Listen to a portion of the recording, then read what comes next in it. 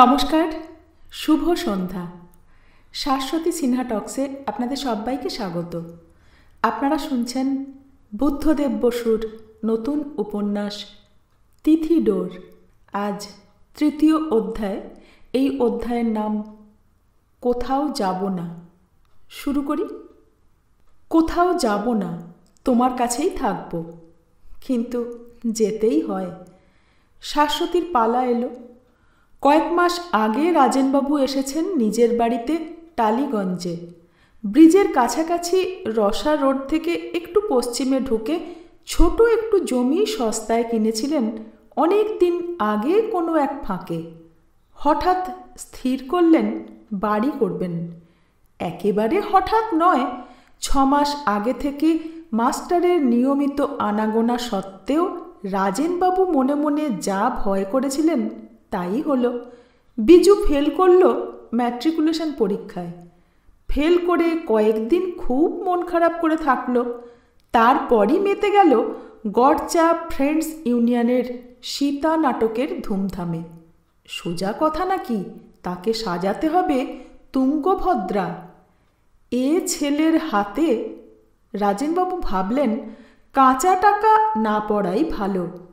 অবশ্য টাকা যে তার বলবার মতো কিছু আছে তা নয়। সরকারি সিঁড়ির ধাপে ধাপে উঠে এতদিনে 700 টাকার একটি আসনে বসেছেন বটে, কিন্তু জীবন ভরে অনেক দেনা করতে অনেক দেনা শুদ্ধে হয়েছে। 10 বছর ধরে স্ত্রীর অসুখ, 3টি মেয়ের বিয়ে আর ছেলে মেয়ের সুখের জন্যে হিসেবহীন খরচ। কি আর থাকে। তবু প্রভিডেন্ট ফান্ডটা অনেকবার অনেক মার খেয়েও টায়ে টুয়ে টিকে আছে। ইন্স্যুরেন্সের পলিসি দুটোও পেকে এলো। বাংলাদেশের অধিকাংশ চাকুরে ভদ্রলোকের টাকা জমাবার উপায় যে দুটি মাত্র, তারই প্রথমটিকে প্রায় নিঃশেষ করে রাজেনবাবু বাড়িটি তুললেন। বড় বাড়ি হলো না, একতলা, থাকবার ঘর খানচারেক। চেহারাটাও জাহাজ কি এরোপ্লেন কি লেবংয়ের রেসকোর্সের মতো না, নেহাতি সাদা সিধে একটি বাড়ি, যেখানে মানুষ থাকে, খায়, ঘুমোয়। শাশ্বতী সুখী হলো না মোটেও। আবার রাস্তার নাম বিধু ঘোষ লেন, সেটাও অপছন্দ। বাড়িটা এখানে কেন করলে বাবা? একদিন সে না বলে পারল না। এখানে ভালো লাগে না তোর? না রে, পাড়াটা বড়। শাশ্বতী বলতে যাচ্ছিল গরিব, কিন্তু হারিদবাবুর কথাবার্তা শুনে সে গরিবদের শ্রদ্ধা করতে শিখেছে। সত্যি, তারাই তো সংসার চালাচ্ছে, তারাই সব। একটু থেমে সে কথা শেষ করল, বড় পাতি বুর্জোয়া। বিয়ে পড়নি মেয়ের কথা শুনে রাজেনবাবু অবাক। পাতি? কি বলল? পাতি বজরা, পাতি বিজোড়, পাতি বাছুর? বড্ড কি? এই আর কি। বাবার অজ্ঞতা সহাস্যে ক্ষমা করল শাশ্বতী। দেখছো না কীরকম ঘেঁষাঘেঁষি, আর বাচ্চাগুলো কীরকম নোংরা হয়ে ঘুরে বেড়ায়।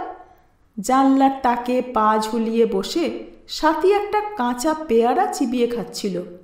হঠাৎ কথাটা কানে যেতেই বলে উঠল, ঘেঁষাঘেঁষি? বলো কি ছোটদি, এদিকটা কীরকম খোলা মাঠ, গাছপালা আর কতখানি আকাশ। বাবা, যতীন দাস রোডের কথা ভাবতে হাঁপ ধরে এখন। শাশ্বতী হেসে উঠল তার ভঙ্গি দেখে। বলল, দোতলা করলে না কেন বাবা? সবটাই আমি করে ফেলবো, বিজুর জন্য কিছু বাকি থাক। দোতলা দিয়ে হবেই বাকি। এই বেশ, ঠিক যেটুকু দরকার সেটুকু, বেশি বেশি আমার ভালো লাগে না। এক হাতে জানালার শিক ধরে সাথী পা দোলাতে লাগলো। তক্ষুনি আবার জুড়ে দিল, একতলাই সবচেয়ে ভালো লাগে আমার। বাইরেটা খুব কাছে হয় একতলা হলে। কেমন সুন্দর বাগান করি দেখো না। ছোট একতলা বাড়ির মতো সুন্দর নাকি আর কিছু? প্রতিপক্ষকে আর কিছু বলবার সুযোগই দিল না সাথী। নিজেই জজ হয়ে নিজের পক্ষে রায় দিল, আর নিশ্চিন্ত হয়ে পেয়ারায় কামড় বসালো। তারপর কিন্তু প্রতিপক্ষ ছাড়ল না। পরে নিরিবিলি ঘরে আবার তর্ক তুলল। আচ্ছা সাথী, তুই কেন ভাবিস যে তোর যা ভালো লাগে সকলেরই তাই? বারে, তাই বলে আমার ভালো লাগাটা বলতেও পারবো না আমি? তোর ভাবখানা এই রকম যেন তোর ইচ্ছে মতোই চলবে জগৎ সংসার। জগৎ সংসার তো না, শুধু একজন। দুই আর কেন?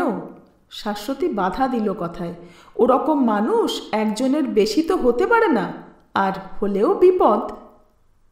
মানে? ন্যাকা, এদিকে নভেল পড়ে পেকে ঢোল। সাথী সত্যি বোঝেনি কথাটা। বুঝল ছোটদির ঠোঁটের বাঁকা হাসি দেখে। হাসির উত্তরে একটু বেশি গম্ভীর হয়ে বলল, তা এই বাড়ির কথা নিয়ে ঝগড়া করো কেন? এ বাড়িতে তো তুমি আর বেশি দিন থাকবে না। তুই যেন থাকবি। নিশ্চয়ই। কথাটা ঠেলে উঠল ভিতর থেকে, কিন্তু আস্তে আস্তে যেন জোর কমে গেল, শেষ পর্যন্ত পৌঁছলই না। একটু চুপ করে থেকে কি একটা অন্য কথা বলতে গেল। ছোটদি শোনো। চুপ কর এখন, বলে শাশ্বতী টেবিল থেকে একখানা বই তুলে নিয়ে বিছানায় শুয়ে পড়ল। শোনো না। সাথীর স্বর ব্যাকুল। না। শাশ্বতী বই খুলল চোখের সামনে। শোনো একটু। প্রায় কান্নার সুরে সাথী প্রার্থনা জানালো, মার্কসের বই এক্ষুনি না পড়লে চলবে না তোমার? মার্কস না রে, মার্কস। শাশ্বতী হেসে শুধরে দিল। দেখি একটু পাতা টাতা উল্টিয়ে। হারিদবাবু আবার তো আসবেন সন্ধেবেলা। অবাক হলো সাথী। যে কথাটা বলবার জন্য ছটফট করছিল সেটা ভুলে গেল। তাতে কি? খুবই ন্যায়সঙ্গত প্রশ্ন তার। হারিদবাবুই দিয়েছেন কিনা বইটা? আজই বুঝি ফেরত দিতে হবে? তা আর কদিন রাখতে দেবে না বললে? এসব তো আর সত্যি পড়বার বই নয়। শাশ্বতী মুখ টিপে হাসল। দেখে রাখি একটু, এলে বলতে হবে তো দু একটা কথা। এমন একটা তাজ্জব কথা সাথী তার 15 বছরের জীবনে শোনেনি। না পড়েও ভান করতে হবে অন্যের কাছে? কেন? ভালো না লাগে না পড়লেই হয়, মুশকিল আর কি? চোখ ভরা প্রশ্ন নিয়ে ছোটদির দিকে সে তাকালো, কিন্তু ছোটদির মুখ আড়াল করেছে দুখানা হলদের উপর কালোতে ছাপা মলাট। শাশ্বতী উঠল খানিক পরেই। টেবিলের সারে দাঁড়ানো পাঠ্য বইয়ের মাথায় অপাঠ্য বইখানাকে সযত্নে শুইয়ে রেখে চলে গেল গা ধুতে। ছোটদির ব্যস্ত ভাব দেখে হঠাৎ মনটা খারাপ হয়ে গেল সাথীর। টেবিলের ধারে দাঁড়িয়ে বইখানা তুলে নিয়ে আস্তে আস্তে পাতা উল্টাতে লাগলো। কেমন ভয় হলো তার। বুক ঢিপ ঢিপ করতে লাগলো। কখন কোন পাতার ফাঁক থেকেই আবার ঝিলিক দেয় নীল রঙের খাম। কতক্ষণে সব পাতা উল্টাবে। বইখানা উপুড় করে জোর ঝাঁকানি দিল কয়েকবার। না, কিছু নেই। ঠিক জায়গায় আবার শুইয়ে রাখল মার্কসকে। কি ভালো মানুষের মতোই শুয়ে আছে বইখানা। কিন্তু কিন্তু কিন্তু কি? মাথায় তোয়ালে চেপে ঘরে আস্তে আস্তে শাশ্বতী বলল, তুই যা এবার, পরে যাব। এই তোর এক বদভ্যাস সাথী। তোয়ালে নামিয়ে শাশ্বতী চিরুনি হাতে নিল। অন্তত বিকেলে তো একটু ফিটফাট হতে হয়। আমি সারা দিনই ফিটফাট। সাথী ধূপ করে শুয়ে পড়ল খাটে। শুলি যে? শুই না। যত অসময়ে। কালো চুলে সাদা সাদা আঙুল দ্রুত ওঠাপড়া করতে লাগলো শাশ্বতীর। আচ্ছা ছোটদি। দু আঙুলে কপালের চামড়া একটু টেনে ধরে সাথী বলল, শুভ্রবাবুর খবর কি? কি অদ্ভুত! আমি কি করে জানব? আমাদের এ বাড়িতে একদিনও আসেননি না? ও বাড়িতেও আর আসত কই শিগগির। খেটে খেটেই ফুরসত নেই। ওই ফিতেটা দে তো। বড় যে দরদ দেখছি তার জন্য। দু চক্ষে দেখতে পারতিস না তো? আমার ইচ্ছায় তো জগৎ চলে না। সাথী পাশ ফিরে একটি হাত রাখল শালের তলায়। আমি দেখতে না পারলেই তো মন্দ হয়ে যায় না মানুষ। জবাব না দিয়ে শাশ্বতী হেজেলিন স্নোর মুখ খুলল। হলদে আর কালো মলাটের সেই শোয়ানো বইটার উপর আবার চোখ পড়ল স্বাতীর। ছোটদি, মার্কস কি? মার্কস? মার্কস একজন মানুষ, তার লেখা বই। তার তার বিষয়ে? বিষয়ে মানে শাশ্বতীর পাউডার প্যাডটা থেমে গেল মুখের ওপর। এই আর কি। ইনক্সা আনন্দ রেণু মুখে বুলোতে বুলোতে সে কথা শেষ করল। জানতে চাস তো হারিদবাবুকে জিজ্ঞেস করিস। তিনি জানেন বুঝি এসব? জানেন না? কত বড় বিদ্বান, লন্ডন স্কুল অব ইকোনমিক্সের পাশ করা। শাশ্বতী সরে এসে একখানা শাড়ি পরতে লাগলো, যার রং ঠিক কালো জামের ভিতরটার মতো। ওর কাছে ইকোনমিক্স পড়ো বুঝি তুমি? যা যা, কেন? পড়লেই পারো, প্রায়ই তো আসেন। কি অদ্ভুত, প্রায়ই আসেন কখন? শাশ্বতী কোঁচার মতো করে কোমরে গুঁজল শাড়ি, তারপর পিঠের উপর দিয়ে আঁচলটা ঘুরিয়ে আনতে আনতে বলল, কি ওদের সভা টভা সব হয়, তারই খবর দিয়ে যান মাঝে মাঝে। তোকে বলি না কতবার যেতে, যাস না তো কখনো। কি হয় সভায়? কত রকম হয়, গান, বক্তৃতা, তর্কাতর্কি। বাজে। স্বাতী ঠোঁট বাঁকালো। বাজে কি রে? হারিদবাবু চমৎকার বলেন, কত শিক্ষা হয় ওর কথা শুনলে। শাড়িটাকে এখানে কুঁচকে ওখানে একটু টান করে দিতে দিতে শাশ্বতী আর একবার আয়নার সামনে দাঁড়ালো। স্বাতী তার দিকে একটু তাকিয়ে থেকে বলল, দিদি, তোমার ওই চৌকো বাক্সের পাউডারটা কিন্তু বিশ্রী। বিশ্রী? শাশ্বতী হেসে উঠল। বড্ড কটকটে। ফেস পাউডার কি না? স্বাতীর কথা উড়িয়ে দিল শাশ্বতী, কিন্তু আয়নায় সূক্ষ্ম চোখে একটু তাকিয়েও দেখল, খুব কি উগ্র হয়েছে? না, ঠিকই। তবু আর একবার পাউডার প্যাড হাতে নিয়ে বলল, কে একজন লেখক না তার ফ্যাশনেবল নায়িকার মুখে কিউটিকুড়া পাউডার মাখিয়েছিলেন? কি বুদ্ধি! কেন? আর একবার তাজ্জব বলল স্বাতী। কিউটিকুড়া বুঝি মুখে মাখে? মাখে না? প্রতিবাদের বেগে স্বাতী উঠে বসল একেবারে। আমি তো মাখি, তুমিও তো মেখেছ কত। কথাটা যেন শুনতেই পায়নি এমনিভাবে শাশ্বতী বলল, সেদিন ওই লেখককে নিয়ে কি ঠাট্টা অগ্রণী সঙ্ঘে। সব শেষে হারিদবাবু তুললেন ওই পাউডারের কথাটা। তার কাছে অনেক রকম শিক্ষাই তো হয় তাহলে। স্বাতী যেন অভিভূত হয়ে পড়ল হারিদবাবুর জ্ঞানের পরিধিতে। বোনকে নরম হতে দেখে শাশ্বতী সুখী হয়ে বলল, তুই দেখিস এটা মেখে, কত ভালো, তুলনা হয় না? তা তুমি যাই বলো, কিউটিকুড়ার মতো গন্ধ নয় আর কিছুরই। বলতে বলতে স্বাতী উঠে দাঁড়ালো। হারিদ যখন এলো তার একটু আগে রাজেনবাবু ফিরেছেন আপিস থেকে, আর স্বাতী ছোট পটে করে তার চা নিয়ে এসেছে বসবার ঘরে। বাবার চা ঢেলে দিয়ে স্বাতী হেসে বলল, আমি একটু চা খাই বাবা? রোজ রোজ আর অনুমতি চাওয়া কেন? তবে রোজ খাবো। কেমন বাবা, এখন তো বড়ই হয়েছি না? বাবার গলা একটুখানি জড়িয়ে ধরেই স্বাতী সরে এলো চায়ের কাছে। তুমি একটু খাবে ছোটদি? একটু দূরে জানালার কাছে ইজি চেয়ারে শাশ্বতী সেজে গুজে বসেছিল, সেই হলদে কালো মলাটের বইটা চোখের সামনে খুলে। সংক্ষেপে জবাব দিল, না। চামচে দিয়ে চা খেতে খেতে স্বাতী বলল, ইস, কি ভালো হয়েছে চাটা, চমৎকার। স্বাতী, তোর চামচে দিয়ে চা খাওয়াটা ছাড়তো। ছুটে এলো সুশিক্ষিত শাশ্বতীর মন্তব্য। কেন, কি হয়? কেউ খায় না। খায় না আবার? অনেককে আমি দেখেছি, তারা সব ক্যাবলা। চামচে দিয়ে যারা খায় না তারা বুঝি ক্যাবলা না?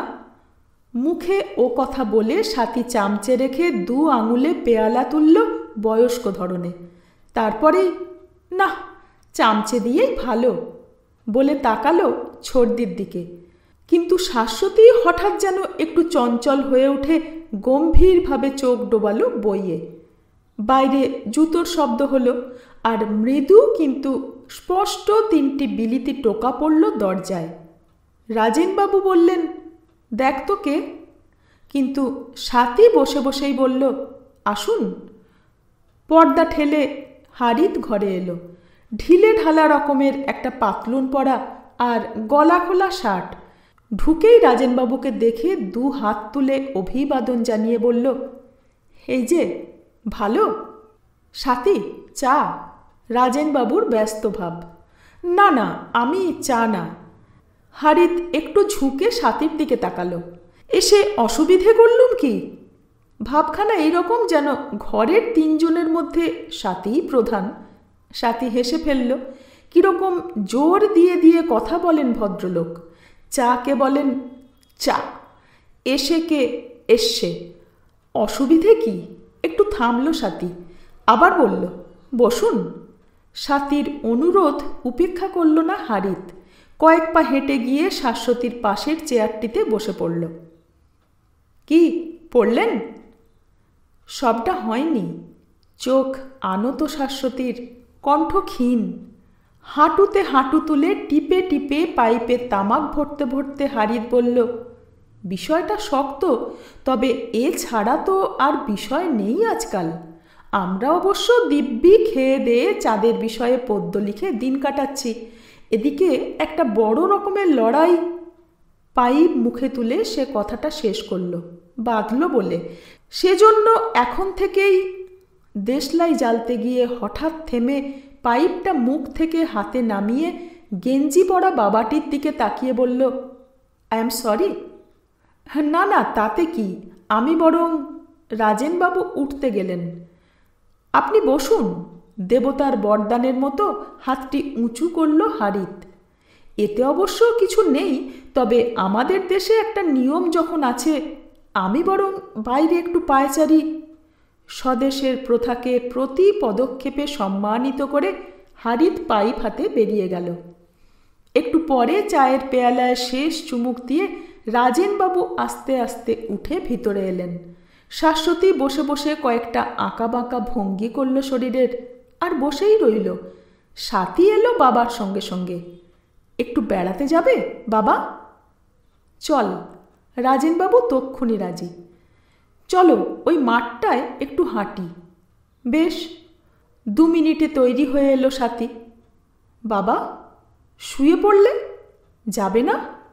হঠাৎ থেমে বাবার মুখের দিকে এক পলক তাকিয়ে স্বাতী বলল, থাক বাবা, না গেলাম। কেন রে?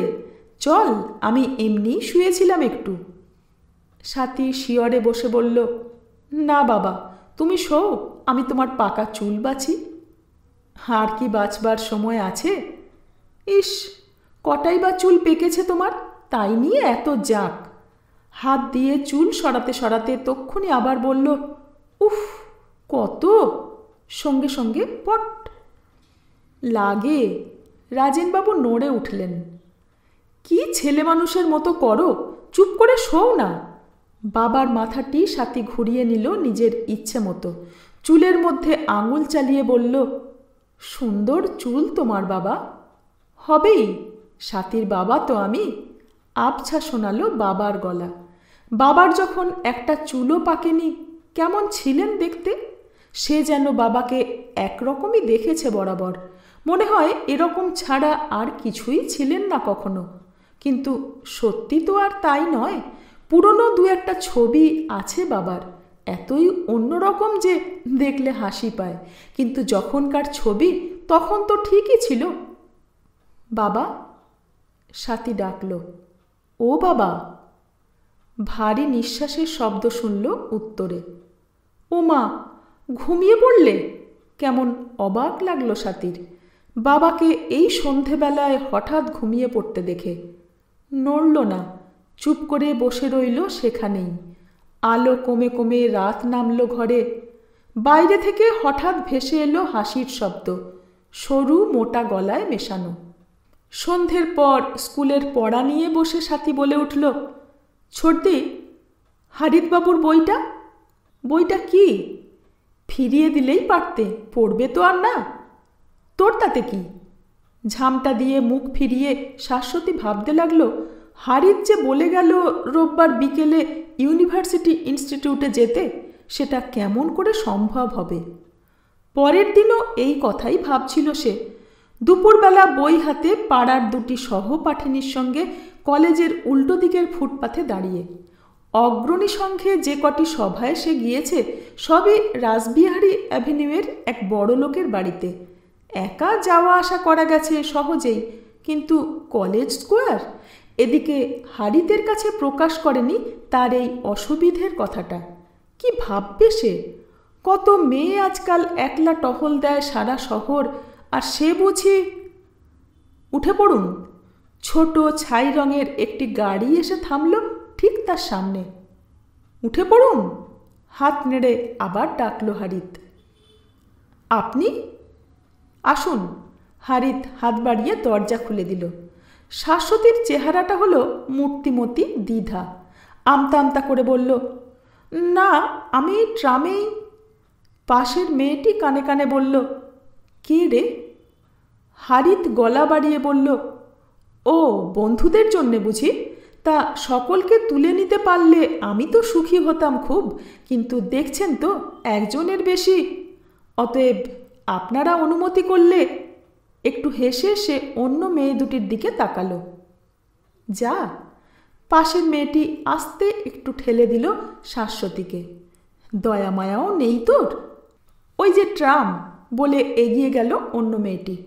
ট্রাম চলে গেল বন্ধু দুজনকে নিয়ে। কেমন একটা ট্রেন ফেল করা চেহারা করে শাশ্বতী দাঁড়িয়ে রইল 10:30 বেলার বড় রাস্তার ব্যস্ততার মধ্যে। হারিত বলল, আর ভাবছেন কি? শাশ্বতী গম্ভীর হয়ে বলল, অনেক ধন্যবাদ মিস্টার নন্দী, কিন্তু ওহ, ডোন্ট বি সিলি। এমন একটা অসহিষ্ণু অথচ সকৌতুক মুখভঙ্গি হলো হারিতের যে শাশ্বতী আর দেরি না করে গাড়িতে উঠে পড়ল। গাড়ি বেঁকল ডান দিকে হাজরা রোড ধরে।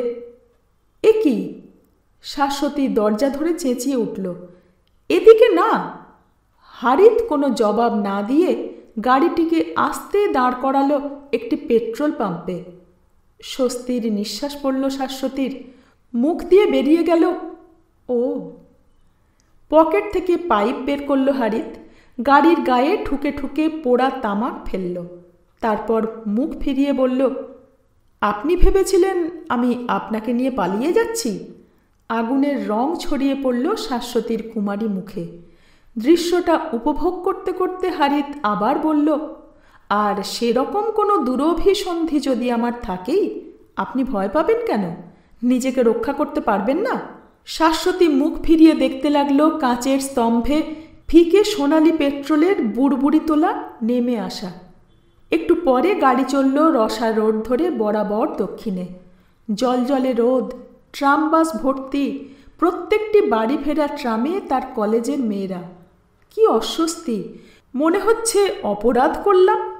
চিবিয়ে চিবিয়ে হারিত বলল, গাড়িটা বেশ তো। এতক্ষণে শাশ্বতী কিছু বলবার কথা খুঁজে পেল। আমার এক বন্ধুর গাড়ি, আমি ব্যবহার করি। বড্ড ছোট, অসুবিধে হচ্ছে? হলেই বা কী করা? বইগুলো অন্তত কোল থেকে নামাতে পারেন। থাক। রাসবিহারী অ্যাভিনিউর মোড় পার হতে হতে হারিত বলল, না, আপনাকে কষ্ট দিলাম, কিন্তু আমি তো আর আপনার সুখের জন্য আপনাকে আসতে বলিনি। তবে আমার সুখের জন্য নিশ্চয়ই। শাশ্বতী মুখ নিচু করল। রোববার আসছেন তো? দেখি। দেখি আবার কেন? এত দূর। দূর? দূর আবার কি? আসতেই হবে আপনাকে। শাশ্বতী এক হাতে কপালের চুল সরালো। তার ঈষৎ নোয়ানো আধখানা মুখের দিকে তাকিয়ে হঠাৎ একটা নতুন কথা ঝিলিক দিল হারিতের মনে। আচ্ছা, ভাববেন না, আমি যাবার সময় তুলে নেব আপনাকে।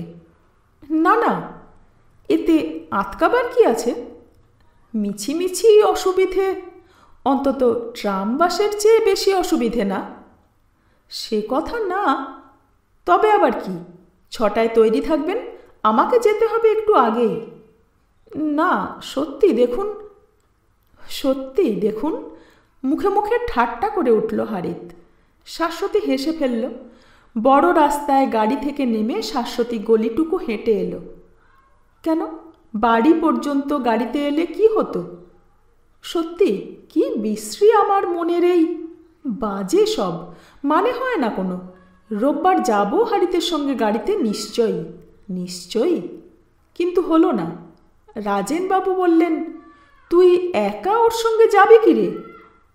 গেলে কি হয়?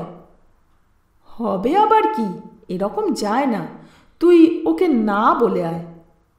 না? যে বাবার মুখে কোনোদিন কোনো না শোনেনি সে বাবার মুখে না?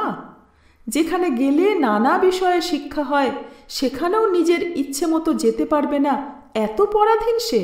আর এতদিন ধরে সে ভেবে এসেছে তার বাবা অন্য বাবাদের মতো নয়। মাথা ঝেঁকে বলে উঠল, আমি পারবো না কিছু বলতে। আমিই বলে আসি তবে। না না, কিন্তু ততক্ষণে রাজেনবাবু অন্তর্হিত। একটু পরে ঢাকায় জামদানি পরা শাশ্বতী শুনল ছোট গাড়িটির চলে যাওয়ার শব্দ। ঘরে ঢুকতে ঢুকতে রাজেনবাবু বললেন, কি রে, তোর মন খারাপ হলো নাকি খুব? কি বললে তুমি হারিতবাবুকে? বললাম শাশ্বতী আর যাবে না। এই বললে তুমি? শাশ্বতী আর্ত ভঙ্গিতে হাত তুলল। কি বলবো তবে? বলতে পারলে না অসুখ করেছে? কেন, অসুখ করেছে নাকি তোর? রাগে শাশ্বতীর ইচ্ছে করল গায়ের জামা কাপড় টেনে ছিঁড়তে। ছি ছি, এরপরে কি করে মুখ দেখাবে সে? আর বাবা কীরকম মানুষ, দিব্যি বলে এলেন সে যাবে না। অপমান করলেন একজন উঁচু দরের মানুষকে, আর কি সে আসবে? না, আসবে তো নাই, তার উপর কি ভেবে গেল তাকে? কি বিশ্রী, কীরকম একটা জড় ভরত ভূত। যদি কোনো রকমে আজকের সভাটা এসে যেতে পারত তাহলে তাহলে অন্তত বুঝিয়ে বলতে পারত। তা এতই যদি তোর যাবার ইচ্ছে। ঠিক তার মনের কথাটাই বাবার মুখে শুনতে পেল শাশ্বতী। বিজুকে নিয়ে বাসে চলে যা। কিন্তু বিজু রাজি হলো না। শার্টের কলারটা উঁচু করে তুলে দিয়ে সে তখন বেরোচ্ছে আড্ডা দিতে। বক্তৃতা নাকি? সর্বনাশ, আমি ওর মধ্যে নেই। একদিন না হয় গেলি একটু ছোট দিকে নিয়ে। রাজেনবাবু অনুরোধ জানালেন। আমি না, তড়িতে নিষ্ক্রান্ত হলো বিজু। তখন রাজেনবাবু বললেন, তাহলে চল। আমি বাবার সঙ্গে? তা হোক, তবু তো যাওয়া হবে। শাশ্বতী উঠল তার বিপর্যস্ত প্রসাধনের মেরামত করতে। রাজেনবাবু ডাকলেন, সাথী যাবি নাকি? কোথায় বাবা? সাথী ছুটে এলো পাশের ঘর থেকে। তোর ছোটদিকে নিয়ে মিটিংয়ে যাচ্ছি। তুমি কেন? যাই, একটু বেড়ানোও হবে আমার। না, তুমি যাবে না। হাসছ কি? একটাই রোববার, এখন আবার বাসের ঝাঁকানি খেতে খেতে কলেজ স্কোয়ার?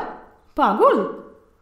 রোববারটা এমনিই বসে বসে বসে বসে না আরও কিছু। কেন, দাদা যেতে পারে না? তার সময় হয় না। যত সময় বুঝি তোমার। এমন রাগ হয় সত্যি। ঘরে এলো ব্যাগধারিণী শাশ্বতী। ছোটদি, বাবা কিন্তু যাবেন না। তাকে দেখা মাত্র সাথীর ঘোষণা। শাশ্বতী থমকে দাঁড়ালো ঘরের মধ্যে। যাই না। রাজেনবাবু দেখলেন শাশ্বতীর মুখে মেঘ আর সাথীর চোখে বিদ্যুৎ। অসহায়ভাবে বললেন, যাই কেমন, তুইও চল। ছোটদি, তুমি কেমন? সাথী দাঁড়ালো বোনের মুখোমুখি। বাবাকে আবার টেনে নিয়ে যাচ্ছ? আহা, ও তো কিছু বলেনি। সাথী, শাশ্বতী গর্জন করে উঠল, তুই এবাড়ির কর্তা হলি কবে থেকে? কক্ষনো না। সাথীও গলা চড়ালো, কক্ষনো তুমি যাবে না বাবা, আমি বারণ করছি। চাই নে যেতে, এ বাড়িতেই আর থাকবো না আমি। শাশ্বতী ছুটে গিয়ে জানলার শিক ধরে ফোঁপাতে লাগলো। মিথ্যে হলো না মুখের কথা। একটি মাসও কাটল না এরপর হারিত বিয়ের প্রস্তাব জানালো। সেদিনও রবিবার। বাজার নিয়ে এসে রাজেনবাবু বাইরের ঘরে বসে কাগজ পড়ছেন। হারিত ঢুকল গটগট করে। সেদিন তার পোশাকটা বোধহয় আইনত শীত ঋতু আরম্ভ হয়েছে বলেই একটু আঁটো-সাঁটো, পাতলুনে কড়া ইস্ত্রি, নেকটাইটি পরিষ্কার, শরীরের একটা কুণ্ঠিত ভঙ্গি দিয়ে রাজেনবাবু অভ্যর্থনা জানালেন। বসুন বলে কাগজের পাতাগুলি গুছিয়ে নিয়ে তিনি উঠতে যাচ্ছিলেন। হারিত বলল, আপনি উঠবেন না, আপনার সঙ্গেই আমার কথা। রাজেনবাবু শান্ত চোখে যুবকের মুখের দিকে তাকালেন। কথাটা হচ্ছে, হারিত চেয়ারে পিঠ খাড়া করে হাতলে দুটো টোকা দিল। আমি শাশ্বতীকে বিয়ে করতে চাই। আপনি নিশ্চয়ই বুঝেছেন যে শাশ্বতীরও এই ইচ্ছে। এখন আপনার মত হলেই হয়ে যায়। শাশ্বতী নামটা হারিতের মুখে একটুও মধুর শুনলেন না রাজেনবাবু। কেন যে এই ছেলেটিকে ভালো লাগে না? খারাপ তো কিছু নয়, ভালো ছেলে, শিক্ষিত, বিলেত ফেরত, উৎসাহী, বুদ্ধিমান। তবু ওর চাল চলন, হাবভাব, কথা বলার ধরন সব যেন। অন্য 3 জামাই এসে দাঁড়ালো চোখের সামনে। দিলখোলা ফুর্তিবাজ জামাই প্রমথেশ, একটু রাগী হেমাঙ্গ, কিন্তু চাপা ঠোঁটের, কম কথায় বেশি বুদ্ধির মানুষ। উস্কো খুস্কো চুলে দিশেহারা অরুণ। তাদের পাশে এই কি জানি, আজকালকার ভালো ভালো ছেলেরা বুঝি এই রকমই। আমি পুরনো লোক, আমার চোখের দোষ। কন্যাপক্ষকে নীরব দেখে পানি প্রার্থী আরও বলল, আমার সম্বন্ধে কিছু খবর আপনাকে জানাবার আছে। চাকরি করি ইন্স্যুরেন্স অফিসে, এখন পাচ্ছি 300, প্রসপেক্ট আছে।